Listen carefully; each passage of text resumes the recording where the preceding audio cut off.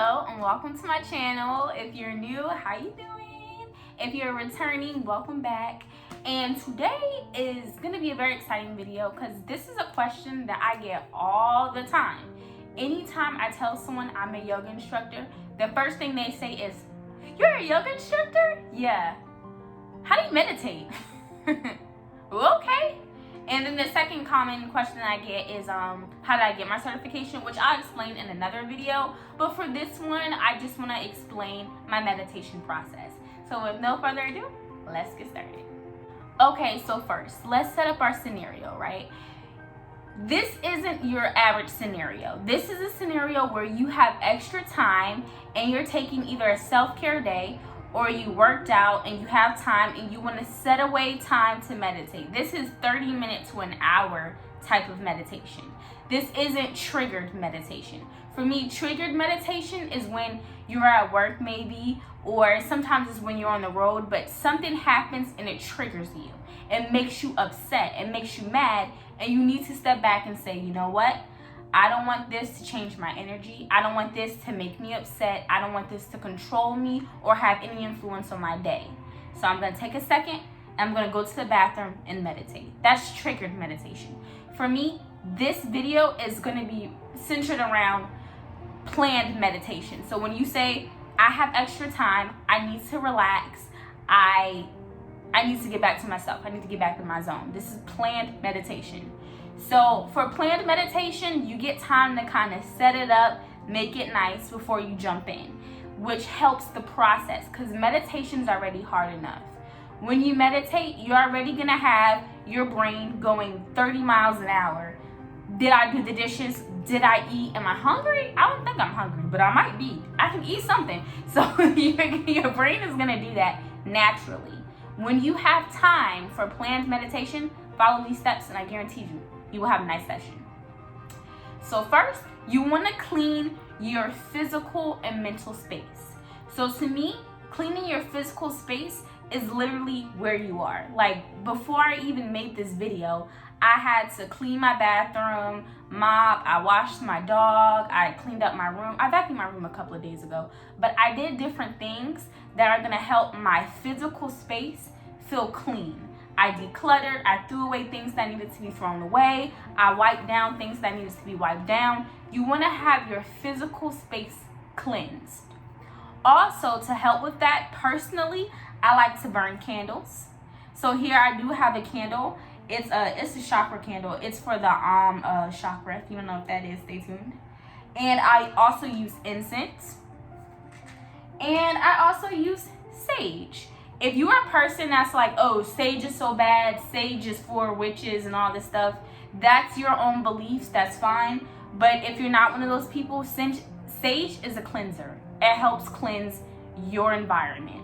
The only thing with sage is if you are going to use sage, open a window or open a door. If you believe that sage is going to help clean your space, that space and energy that you don't want, or that space or that energy that you feel like should be, pushed aside, has to go somewhere. Open a window to outside, anything that's going to lead to outside, and get that energy out. So I'll do another video about sage specifically because I can go on for hours about that. But clean your space. Make sure your space feels clean. Make sure it smells clean. You want to be able to relax. Just the same way it's hard to relax if you're sitting in a room and it smells like, old fish and ice cream that went bad 3 years ago. I don't know. It's going to be hard to concentrate. So get all that stuff out of the way. When I say mental space now, I mean anything that's going to bother you. Like if you're like, okay, I'm stressed out and I'm worried because I'm moving, which I am. This is just a personal example. So I need to kind of get things aligned for moving. Look at your bank account and reassure yourself, okay, you know what? I have enough money for this move. I'm going to be okay. If it's one of those things where you've been constantly concerned because your mom, your aunt, your cousin, whatever, has been calling you with this crazy information, you don't know what you're going to do, write out in your diary maybe, or even call them and let them know, hey, we're going to be able to fix everything. It's going to be okay. Personally for me, my boyfriend is someone that I constantly go to when I have all this stuff going on in my head. I'm like, oh, I'm sorry, I just dumped everything on you. Now you too have to carry this load. I'm like, I'm sorry, didn't mean to do that. He's like, no, it's fine. But like, whatever it is that's clouding your mental space, cleanse that, clear that out, purge of it. If you have to write, write. If you have to, contact that person or those people, contact those people. But whatever you do, you want to get rid of it. Also, you want to make sure that you're not coming into contact with more of that information. So you might have to put your cousin on do not disturb until after your session, because if she contacts you, she's going to give you more information that's going to make you upset. Whatever it is, clean your physical and mental space. Secondly, you want to find a location. Again, this is planned this is planned meditation. So this is, okay, I know I'm about to meditate after I blah, blah, blah. Find a space. So for me, I clean my room, or I'll clean my living room, vacuum, get a candle burning, make sure the sage has already been burnt, like make sure my space is clean, right? And then my room is where I'm gonna do it. I try not to do it in areas that have high activity. So right now, I don't have to worry because I don't have roommates or anything. So I don't have to worry about anyone, walking in while I'm talking. I took my dog, who commonly makes his appearances in these videos. I'll take him outside of the room and I'll prepare my physical space, but I also picked my location. You want to pick somewhere where you feel calm vibes. When I'm in my room, I'm normally calm. It's going to be kind of hard to do it on the kitchen because the kitchen has a wood floor. And when I'm in the kitchen, I'm usually moving and doing all this stuff. So pick your location somewhere where you can be calm and relaxed, but also doesn't have like a high traffic area if you are concerned about having roommates or a husband or a dog or a child or anyone else intervene in your personal moment. Clear them out. Also, you want to set your vibe. So when I say set the vibe, that goes along with the candle burning, making sure everything's clean. And also for me, I have a salt rock lamp. Honestly, you can get salt rock lamps anywhere. I think my aunt got mine at TJ Maxx. You can get it anywhere. If you just burn your salt rock lamp and you just stare at it, it's peaceful. And that would be a bridge to medication. That would be a bridge to meditation. That's a great way to do it. Have something that's gonna help you relax. That's part of setting your vibe. That's part of setting everything up around you. Really, honestly, because a lot of these are starting to merge together. Meditation is literally about making sure the outside world is the way you want it before you turn inward. So it's very important for you to set your vibe. Another thing is, the next thing is activity. If you do an activity before your meditation session. So if you work out and then you say, I'm going to meditate. If you read a book and then you say, I'm going to meditate. For me personally, and the most common thing to do before meditation is yoga, right? And as you do yoga or as you do activity before, you kind of connect to it. So you say, okay, well, you do yoga before meditation because you say, okay, I have neck pain. I need to do some exercises that's going to help stretch out my neck, right? Okay, my stomach, my core feels a little weak. I need to do things that are going to help my core feel stronger. My arms, whatever it is, you're targeting tension areas and points of, pain so that you can find relaxation. Because once you do that, once you're stretching everything out, your muscles are normally contracted. Your muscles are normally in a tense state. If you do yoga or activity before, you loosen up that tension and that helps you relax. So for me, like I said, I usually do yoga before, or sometimes I'll just work out and then I won't necessarily have the yoga session, but I'll do a few yoga poses and then I begin to meditate. And just real quick, the difference between meditation and just doing yoga poses is, the difference between having a yoga session and doing yoga poses is when you have the yoga session, for me, as a yoga instructor, I'm going through a series of motions, right, of poses, and I'm holding those poses for a certain amount of time and easing that tension or relaxing my body, and then I move into meditation. So I'm doing that with the intentions of relaxing my body. That's when I'm having a session. If I'm just doing a few yoga poses, it's normally targeted. It's normally, okay, well, my back hurts, so I'm just gonna do, you know, a few cat-cow variations. It's, oh, my neck hurts, so I'm gonna do standing mountain, and I'm gonna really like emphasize my traps.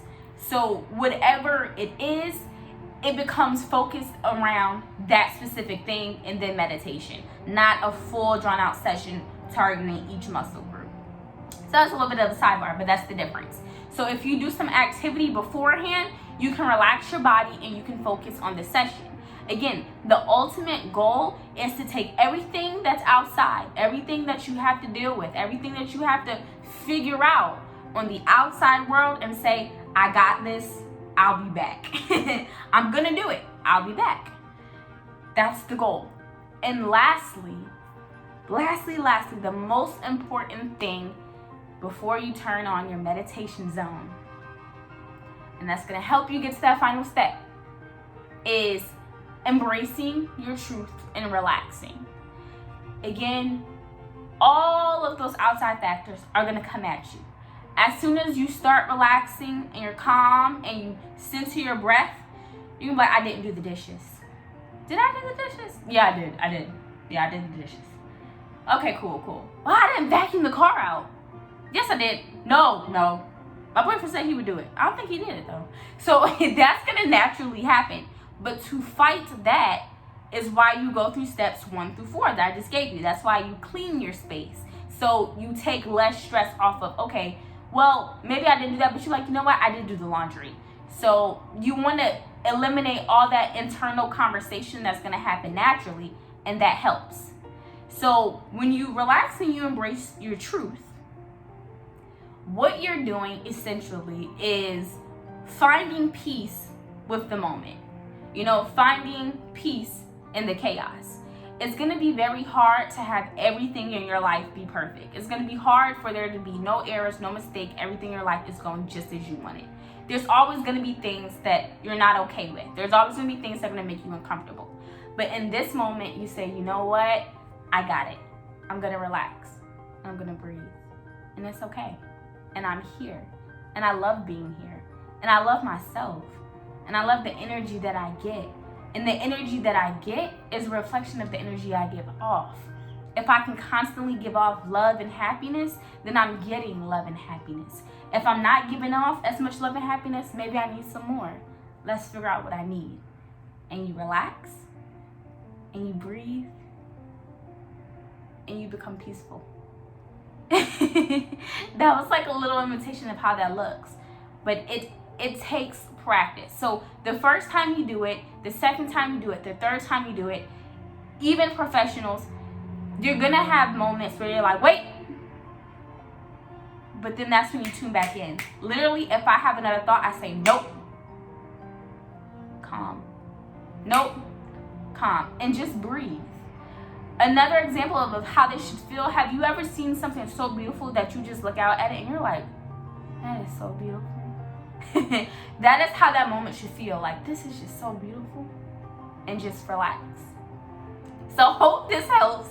This is just to really give you an idea of how you can start preparing for your meditation. Honestly, meditation is one of those things where it becomes your own journey. Once you master or kind of know your way of navigating into turning inward, it becomes a personal journey. But that's just something that can help, because that's something that I learned along my way. So again, I am a certified yoga instructor. I've been doing this for a year now, and these are things that have worked for me, and I hope it works for you. So I hope you have a beautiful meditation session. If you have any other questions, just let me know, and have a great one. Thanks again for joining me. Bring love and light and peace not only to your session, but to your life. Okay, don't forget to like, comment, subscribe, and I guess now people are also saying you gotta hit that bell. Hit that bell so you can know when I'm posting. Thank you for watching, and I'll see you next time.